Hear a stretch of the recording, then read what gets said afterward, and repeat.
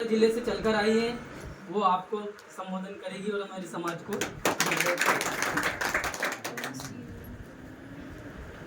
आप सभी को जय आदिवासी, जय जोहार। तो मैं आप सभी के बीच में कांग्रेस का प्रचार करने आई हूँ, दिग्विजय सिंह जी का प्रचार करने आई हूँ, हाथ के निशान का प्रचार करने आई हूँ। मैं आप सभी के बीच में बीजेपी के काले कारनामे दिखाने आई हूँ। तो आने वाले समय में कांग्रेस के अच्छे काम क्या होने वाले हैं वो बताने हैं। बीजेपी का अत्याचार इतना बढ़ गया है कि अब लोग सरेआम उनका विरोध कर रहे हैं। अब की बार 400 पार, अब की बार 400 पार, जैसा कि हमारे भाई ने कहा, श्यामलाल जी ने, कि आखिर उनको जरूरत क्यों है। जैसे आपके यहाँ एक तालुका पंचायत अध्यक्ष का चुनाव होता होगा, तो मान लो किसी तालुका पंचायत में 20 वार्ड है, तो वो 11 वार्ड पे जीतते ही तालुका अध्यक्ष बन जाता है, तो वो 16 क्यों मांग रहा है, आप बताइए। यही प्रधानमंत्री वाले चुनाव में हो रहा है कि जब हमारी सरकार 272 में बन जाती है तो आप 400 पार का नारा क्यों लगा रहे हो। क्योंकि संविधान के अंदर ऐसा नियम लिखा है कि अगर आपको संविधान में कुछ बड़ा बदलाव करना है, कुछ बड़ा जो कि सामान्य बहुमत से नहीं बदल सकता, उसके लिए विशेष बहुमत की जरूरत होती है। और विशेष बहुमत मतलब 3/3 बहुमत। तो 543 सीटों में से 3/3 सीटें कितनी होती है, और वो इतनी सीटों पे बीजेपी अपना राज चाहती है ताकि हम मर्जी पड़े वो करें।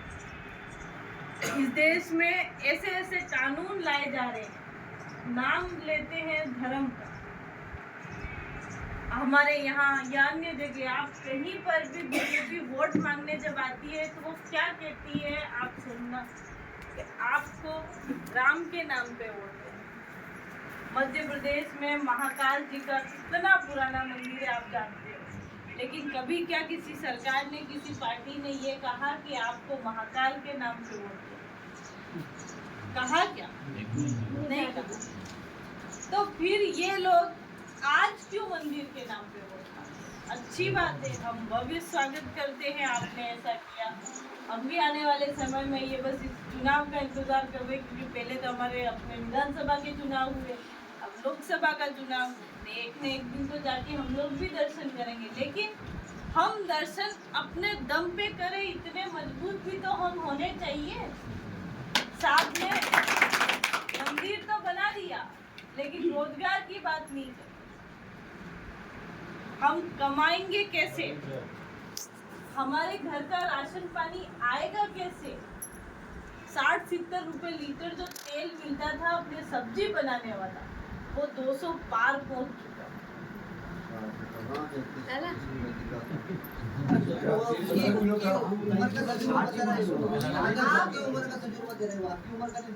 आपकी उम्र में वो बोल रहे कि उनकी उम्र में 30-35 मिलता है, और हमने 60 रुपए में खरीदा है। तो हम से बताऊंगी तो किस तरीके की महंगाई बीजेपी ने करी।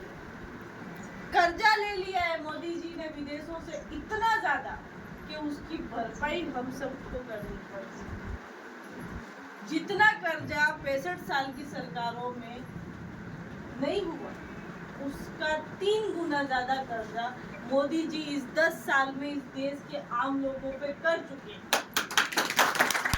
और ये कर्जा हमको भरना है, और इसके लिए वो क्या करेंगे, बच्चों की किताब पेंसिल पे टैक्स लगाएंगे, जीएसटी जैसा कानून लाएंगे, बड़े बड़े अरबपतियों को तो कर्जा माफ कर देंगे, और हमारे किसानों के ट्रैक्टर का कर्जा वो माफ नहीं कर पाएंगे, और हमारे किसान आत्महत्या करेंगे। ये सब आप कभी आंकड़े निकालोगे तो आपको पता चलेगा कि पिछले 10 साल में बीजेपी राज में कितने किसान अपने कर्जे से डूब करके फांसी खा जाते हैं। किसानों की वो बात करना ही नहीं चाहती, लेकिन कांग्रेस सरकार एमएसपी की बात कर रही है। एमएसपी माने मिनिमम सपोर्ट। यानी कि अगर वो ये कहे कि 2700 रुपए में गेहूं खरीदना है तो आपको खरीदना ही पड़ेगा, और अगर नहीं खरीदे 2500 में भी खरीदे 2000 में भी खरीदे तो पीछे बचा हुआ मूल्य सरकार आपके खातों में डालेगी। ऐसी कानूनी गारंटी किसानों के लिए कांग्रेस सरकार लगाएगी। हम किसानों को क्या चाहिए? अगर हमारी उपज की, हमने जो उत्पादन पैदा किया है, हमने जो खेतों में 4 महीने मेहनत करके, बरसात वाली 4 महीने मेहनत करके सर्दी वाली फसल पैदा करी है, उस फसल का अगर आपको उचित दाम मिल जाए, क्या उससे ज़्यादा आपको कुछ चाहिए? और वो उचित दाम आपके बच्चों को पढ़ाने के लिए काफ़ी है, आपके बच्चों की शादी कराने के लिए काफ़ी है, और आपके घर में नमक मिर्च तेल शक्कर लाने के लिए काफ़ी है। लेकिन आप वो 2700 रुपये का भाव वाला 1500 रुपये में हमसे खरीद लेते हो, और जब हमें वापस उगाना हो और हम खरीदने आते तो आप 5000 में देते हो। हम तो वैसे ही कर्जे में डूबे। इस कर्जे से आप कैसे निकले? ऐसा नहीं है कि कांग्रेस ने कुछ गलत नहीं किया हो, मैं पार्टी की हूँ, लेकिन उसके चक्कर में आप ऐसे इंसान के हाथों में सरकार देना चाहते हो जो व्यक्ति कभी भी खुलेआम लोगों से बात नहीं करना चाहता। राहुल गांधी जी रास्ते चलते किसी के भी घर चले जाते तो वो बात करते हैं, खड़े रहते हैं, उनको कोई लिख के नहीं देता है कि आपको यहाँ पे ये बात करनी। लेकिन मोदी जी तो पत्रकारों से भी बात नहीं करते। पिछले 10 साल में उन्होंने एक भी प्रेस मीटिंग नहीं की। प्रेस मीटिंग यानी कुछ भी कार्यक्रम हुआ, वहाँ पहुँचे, पहले प्रेस मीटिंग करो, फिर आगे चलो, आगे क्या करने वाले हैं उसके बारे में प्रेस मीटिंग करो। पत्रकारों को सब कुछ बताना होता है, लेकिन यहाँ तो पत्रकार भी मोदी जी के हैं। टीवी में कुछ अच्छा दिखाना ही नहीं चाहते हैं। लोगों का दिमाग इतना उन्होंने खराब कर दिया है कि कुछ और दिखता ही नहीं। मोबाइल चलाओ तो मोदी मोदी, टीवी चलाओ तो मोदी मोदी, अखबार खोलो तो मोदी मोदी। तो यही मैं आपको कहना चाहती हूँ कि सरकार उनकी है, डबल इंजन की सरकार है। मध्य प्रदेश में तो आप लोग ऐसा जैसे रिवाज बना दिया है कि हमको बीजेपी की सरकार है। हमारे राजस्थान वालों को देखो, हर 5 साल में ये अपने भेड़ चाल क्या है, भेड़ चाल तो हम हर 5 साल में बदल देते हैं। इसका नतीजा ये होता है कि सरकार के ऊपर 5 साल के दबाव रहता है कि हमको कैसे भी करके कुछ अच्छा करना है, ताकि आने वाली सरकार में हमारी थोड़ी सीटें आ जाए, हमारी इज्जत रह जाए। कांग्रेस की होगी तो वो अपनी सरकार वापस लाने के लिए चुनाव लड़ेंगे, बीजेपी होगी तो वो भी ये सोचेगी कि हम वापस कैसे आ सकते हैं, इसलिए वो 5 साल मेहनत करते हैं। और उस 5 साल का नतीजा है कि क्षेत्र का विकास हो रहा है। लेकिन जब हम हर बार एक ही सरकार, हर बार कमल का फूल, हर बार, क्या होगा उससे? उनको कोई फर्क ही नहीं पड़ता है। उनको पता है कि हम कुछ करें या नहीं करें, ये लोग तो हमको ही जिताएंगे। यही हो रहा है कि नहीं हो रहा है? गुजरात में भी यही हो रहा है।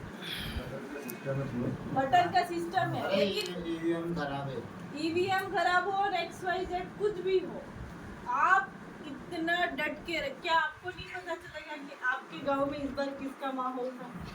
हमारे गांव का ही माहौल था नहीं, अरे गांव का ही हमने तो बहुत पंजाब में पर मेरी ईवीएम खराब है। तो यहाँ पे बीजेपी जीत गई। बीजेपी जीती नहीं, मतलब जीती तो मेरे गांव से तो कांग्रेस जीती। बस वही मैं कह रही हूँ, आपके गांव में कांग्रेस का माहौल था कि नहीं था? ईवीएम में कांग्रेस जीती नहीं जीती? इसलिए आप आपके दम पे विश्वास रखो, आपके कार्यकर्ताओं का विश्वास रखो। आपने अगर कांग्रेस को वोट करवाया है तो कांग्रेस जीतेगी।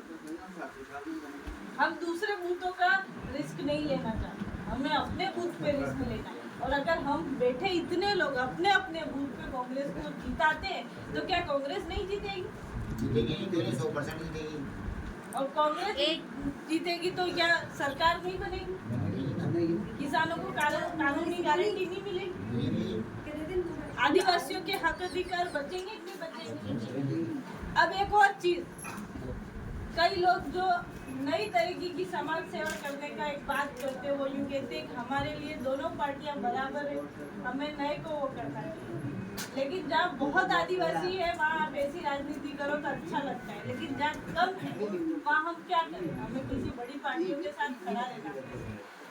कांग्रेस ने आदिवासियों का जो जनगणना कॉलम था जो 1951 में हटा दिया, कांग्रेस के राहुल गांधी जी बार बार कह रहे हैं कि अगर सरकार वापस आती है तो मैं इस देश में जाति आधार पर गणना करूँगा। मतलब अब हम लोग हमारी क्या जाति है उस आधार पे भी हमारी गिनती होगी, ठीक है? तो वो जाति आधार पे गिनती होगी तो इस गांव में मिल कितने, मिलाला कितने, ये पता चलेगा? दूसरे कितने पता चलेगा?